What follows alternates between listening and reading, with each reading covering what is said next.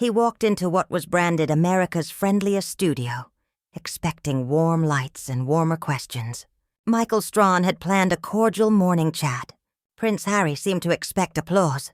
What unfolded began as casual banter, sharpened into sparring, and ended with a frost even the studio lights couldn't melt. By breakfast, millions were asking the same question. Who really lost control?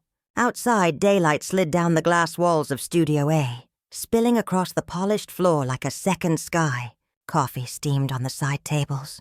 Floor managers drifted in quiet patterns. Strahan flipped through his cards, calm and steady, then looked into camera 3 as the tally light blinked red. "Good morning, America," he said in that easy baritone. "Today we're joined by Prince Harry, the Duke of Sussex, to talk new projects, life in California and more. Your Highness, welcome." Harry settled into the chair. Midnight jacket, black shirt, no tie, everything arranged to photograph well. The smile he offered the audience was polite, but up close it carried the impatience of a man who disliked waiting. "Thanks, Michael. I'm sure the questions will be thoughtful." A ripple of polite laughter spread through the risers. Strahan nodded. "Let's start with your work. New documentaries, new partnerships. What's the mission?" Harry's shrug was practiced, polished, simple. Cut through the noise and present the truth. Our truth is often more accurate than the myths others recycle. "When you say noise," Strahan asked evenly, "do you mean tabloids? The palace? Both? Any machine that extracts and sells people?" Harry said. "Some wear press badges, some wear medals." The exchange stayed cordial, Strahan keeping his tone warm as he asked about family routines in California. Harry's response was clipped. "I don't do routine. We build, not settle. We plan, not drift." Then the cards shifted. "You've said stepping back from royal duties was about privacy and peace," Strahan said. "Since then, there have been bestsellers, documentaries, major interviews. Folks at home ask if that feels contradictory." "Not contradiction. Control," Harry replied, leaning back. "When I speak, it's called contradictory. When institutions brief, it's called history." "That's the difference," the audience murmured. Strahan let it pass. "Because you mentioned control. Headlines say you pushed for a higher renewal for your series. Want to address that? Men negotiate and they're decisive. I negotiate and it's news. The story isn't the number," Harry said coolly. "It's my surname." "Would you want to be transparent for viewers?" Strahan pressed gently. "Transparency is a sponsor's hobby. I make content. Cards lowered. Strahan pivoted. Family, then. Only what you're comfortable with. Your father, your brother." "My family isn't a ratings graphic," Harry cut in. "Who calls whom and when is not morning entertainment." "I respect that," Strahan replied, unfazed. "People also ask about reconciliation. Is there a path? Reconciliation begins with honesty, not press releases. If that exists, doors open. If not, they don't." Some would say he still benefited from the crown he criticized. Visibility, introductions, doors opened by a title, Strahan noted gently. "The title didn't create my value," Harry answered. "I made the title relevant. If a door opens, it's because of work." "Ever consider renouncing it?" "People don't bend the name they're born with to soothe strangers," Harry said flatly. "If the word offends, they can avert their eyes." The air turned colder. Strahan's calm never cracked. Viewers are on your side when they feel they understand you. That's the goal here. "My sentences are sufficient for understanding," Harry said. "I don't need interpreters." Strahan's smile thinned, still kind. "All right. What was hardest about royal life?" "Acting," Harry said instantly. "On balconies, in hallways, everywhere. And the press? Critics say the conflict also fuels your projects." "The hunted breathing doesn't justify the hunter," Harry shot back. "If oxygen feeds obsession, blame the obsession." Pens hovered over notepads. Strahan inclined his head. Some viewers say you can sound above it all. Harry's voice was velvet over stone. People who hear above might just be listening from below. My height is their expectation problem. A sharp inhale came from somewhere off camera. Michael Strahan kept his tone steady. Private life, your marriage, separate travel, different calendars. Rumors swirl. Any comment? Rumor is the cheap substitute for reality, Harry said, his smile cooling. We produce reality. Others produce rumor. So the line is that privacy is private. Harry cut in. Curiosity isn't a credential. Strahan absorbed the hit and pivoted. Storytelling, then. Themes this season? Power, cost, freedom? Harry answered smoothly. Voices lowered, then raised in monarchy. Strahan asked, soft as felt. Age isn't a virtue, Harry replied. 1,000 years makes something old, not right. The tension crackled to the rafters. Strahan didn't smooth it over. Viewers love accountability, too. Any moment you'd phrase differently, with more grace? Harry looked straight into camera 3. If anything, I'd have spoken faster. Patience gets misread as permission. Or maybe, Strahan said, a hint of steel under velvet. Patience invites understanding. He turned to the lens. Quick break. When we return, security timelines, and where privacy ends and public responsibility begins. Music swelled. Crew flowed in. A makeup brush hovered. Harry declined with a flick of his fingers.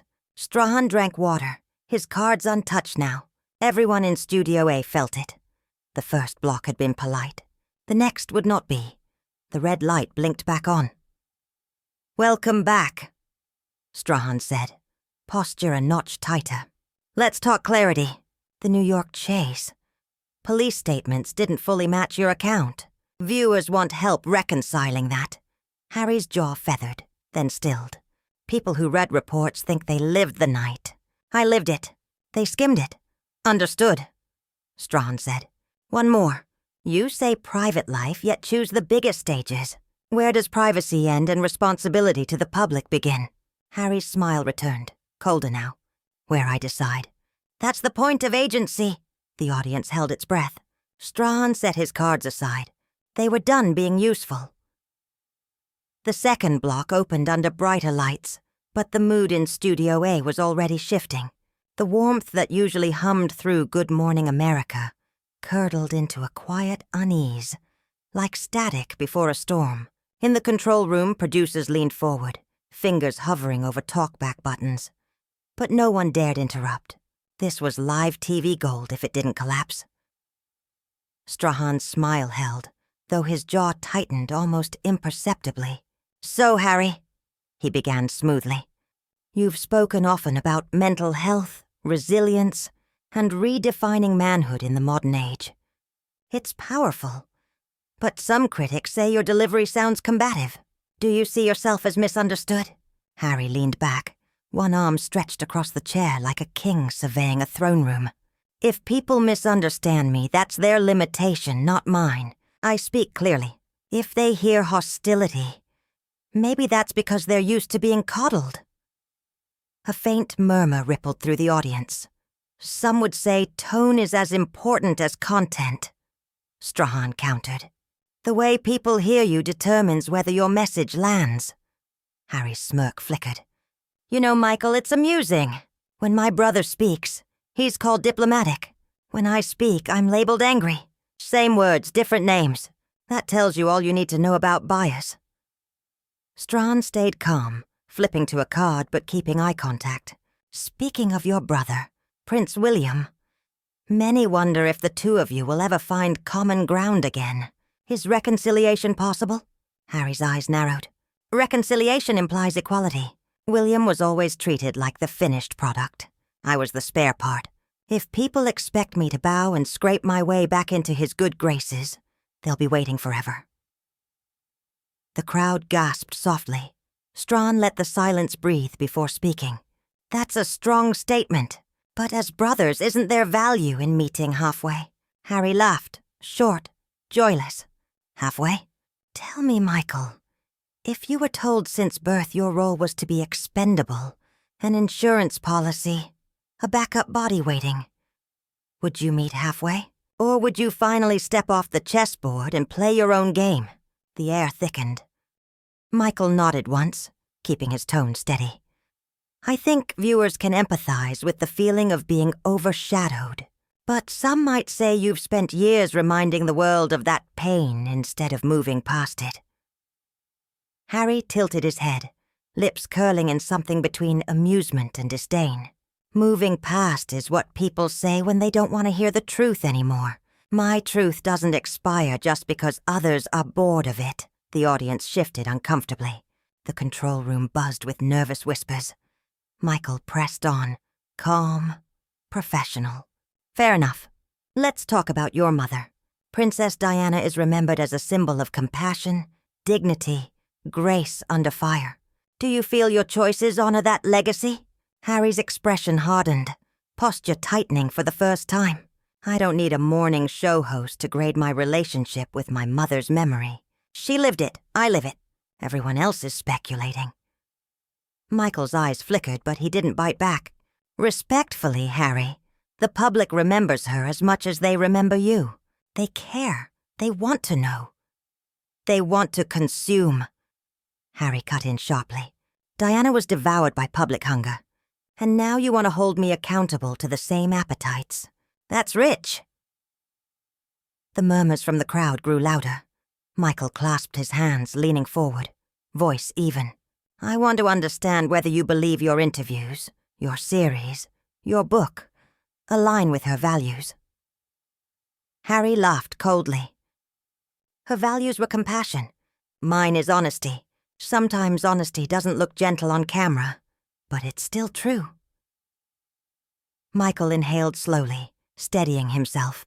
Some critics argue honesty can become cruelty when wielded without care.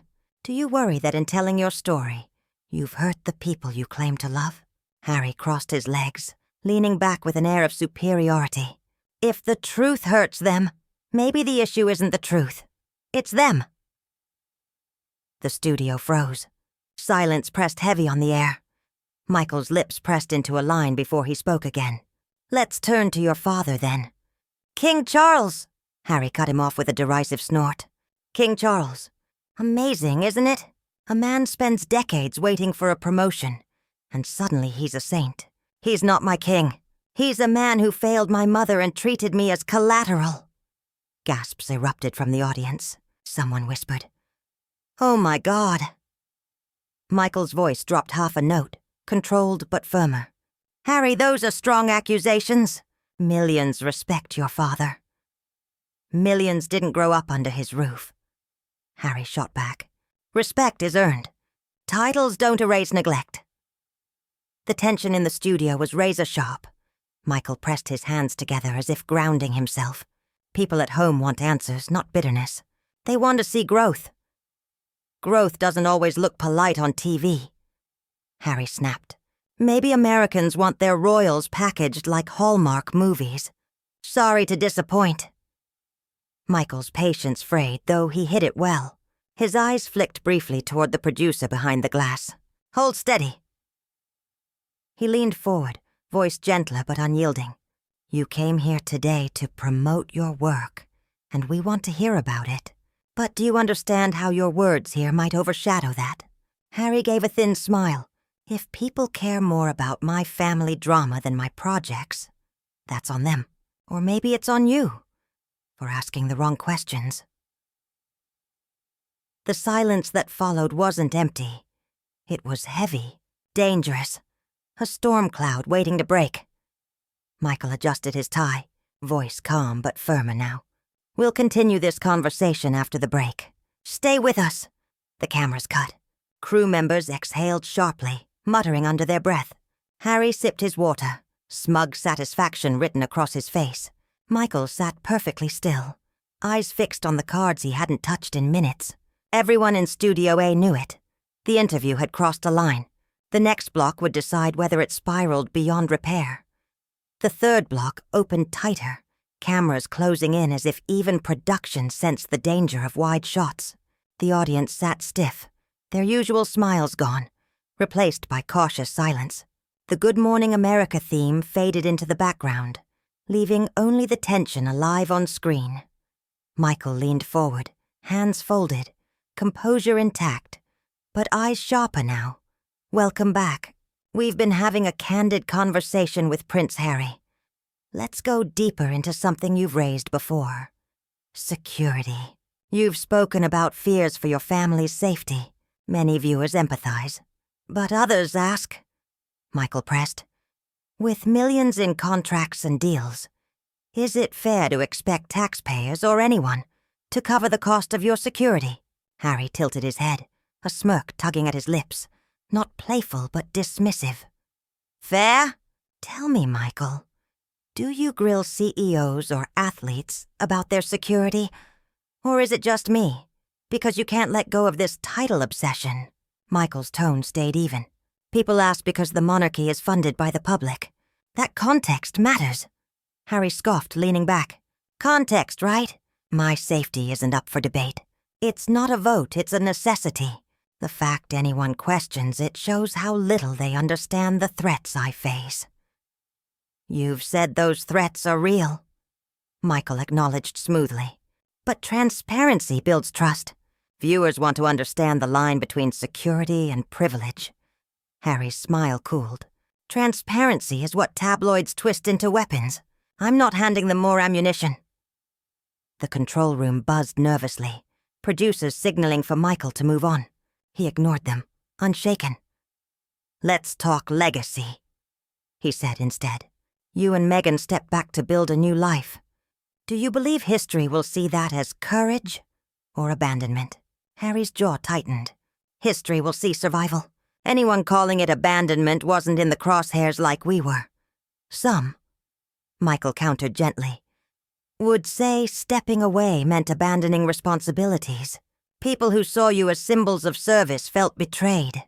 Harry laughed, sharp and humorless. Symbols of service.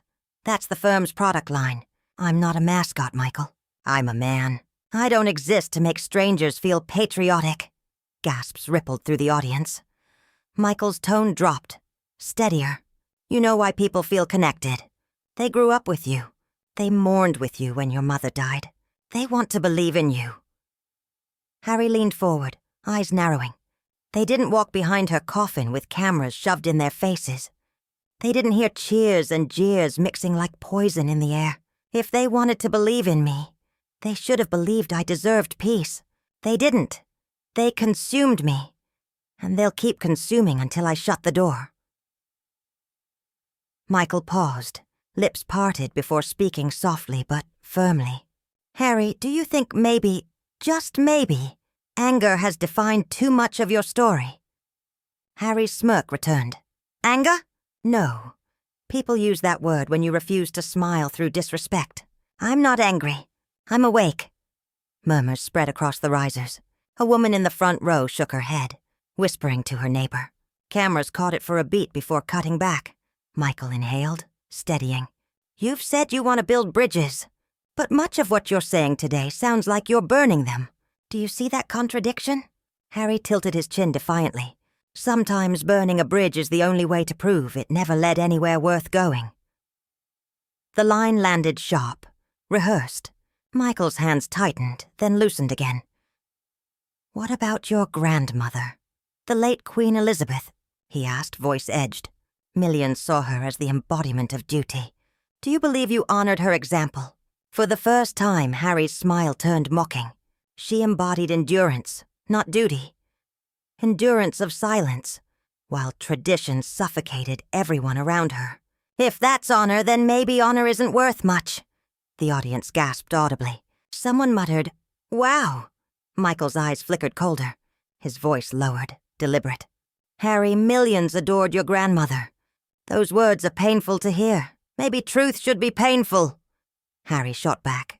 Fairy tales are comfortable lies. I'm not here to comfort anyone. The silence was jagged, heavy as steel. The sparring had turned courtroom. Verdict hanging in the air. Michael straightened, patience fraying but not broken. We've talked about your father, your brother, your grandmother. But let me ask, Are you proud of how you've handled this chapter of your life? Harry didn't blink. His voice was cold, steady. I'm proud I didn't break. I'm proud I didn't let them bury me under their institution, Harry declared. If the world doesn't like my methods, that's their problem, not mine. The words hung like smoke. The audience sat silent, transfixed. Michael folded his hands slowly, his expression unbroken, though his eyes betrayed the storm beneath. Then let me put it differently, he said, voice smooth as glass. Are you certain history won't say you broke faith with the people who once believed in you? Harry gave a faint shrug, smug and cold. History will say I told the truth, and if they don't like it, they can rewrite their fairy tales. The studio had become a powder keg. Every word, every glance was a spark drifting toward the fuse. The control room didn't dare cut to commercial. The heat in the room was palpable, the air charged with crackling tension. Harry leaned back, arms crossed, smirk painted across his face, as though he were grading the show. Michael, still composed, drew in a slow breath. This wasn't an interview anymore. It was a live unraveling. Harry, Michael began, his tone firmer now. You've spoken of truth, of fairy tales, of survival. But let me ask plainly, do you believe you've lived up to your mother's legacy? The name shifted the air instantly. The audience hushed. Even Harry's smirk faltered for a second, before defiance returned. My mother, he said sharply, would have despised what the monarchy did to me. She'd have told me to get out, to save myself, to choose happiness over duty. So yes, Michael, I think she'd be proud. Michael's jaw tightened. Proud that you cut off your family. Proud that your brother shoulders responsibility alone while you tear down the institution from afar. Harry snapped back instantly. Proud that I refused to be their puppet. William chose his chains. I broke mine. A ripple tore through the audience. One woman in the front row whispered, Oh my God, loud enough for a mic to catch. Michael's composure began to crack. His voice edged now. So you think your mother would be proud of you attacking your family? On live television? Of building an empire out of resentment? Is that really what you believe? Harry sneered. I believe she'd be proud I didn't let her fate become mine. You wouldn't understand. You never lived it. Michael leaned forward, his voice dropping low. Velvet gone, steel in its place. No, Harry. What I understand is that your mother gave her life in service. And you've spent yours running from it. You talk survival. But what I see is a man so consumed with being the victim that he doesn't realize he's become the problem. The audience froze. Even Harry blinked. But instead of softening, he hardened. His laugh was short, bitter. You sound just like the tabloids. Another American pretending to know Diana better than her own son. Michael didn't flinch. No, I sound like someone who's listened long enough. And I'll tell you this act, this arrogance, this endless deflection, it's not strength. It's weakness dressed up as rebellion, the air crackled. Harry's face flushed, jaw clenched. But before he could retort, Michael pressed louder now, addressing both him and the millions watching. You want truth? Here it is. You will never escape William's shadow. Not because he's better than you, but because you've built your identity around running from him. You will never honor your mother, because you wield her memory as a shield instead of a guide. And you will never earn the respect you demand, because respect belongs to those who show humility, not those who sneer at it. The studio erupted in gasps. Harry shot to his feet, face red with fury. How dare you? He began. This interview is over. Michael cut in, voice final, like a gavel striking. He turned to the audience, professionalism sliding back into place, though his eyes still burned. Ladies and gentlemen, I want to apologize. You came for a conversation. What you witnessed was arrogance no host, no platform, should indulge. This broadcast cannot continue under these circumstances. Harry stood frozen, chest heaving, eyes darting toward the exit. Security edged closer, discreet, but ready. "Prince Harry," Michael said firmly, "this set is no longer yours. Please leave." Silence fell. Harry ripped off his microphone, tossing it onto the chair with a sharp clatter. He muttered something, half curse, half disbelief, and stormed off, footsteps echoing in the stunned quiet. Michael straightened his notes, smoothed his tie, and looked into the camera. His voice was calm, steady. This is live television. Sometimes the truth doesn't just reveal itself. It forces its way out. "We'll be right back." The screen cut to commercial, but the clip was already destined to ricochet across every platform within minutes. Harry had sought control. What he left behind was chaos, and a host who finally drew the line.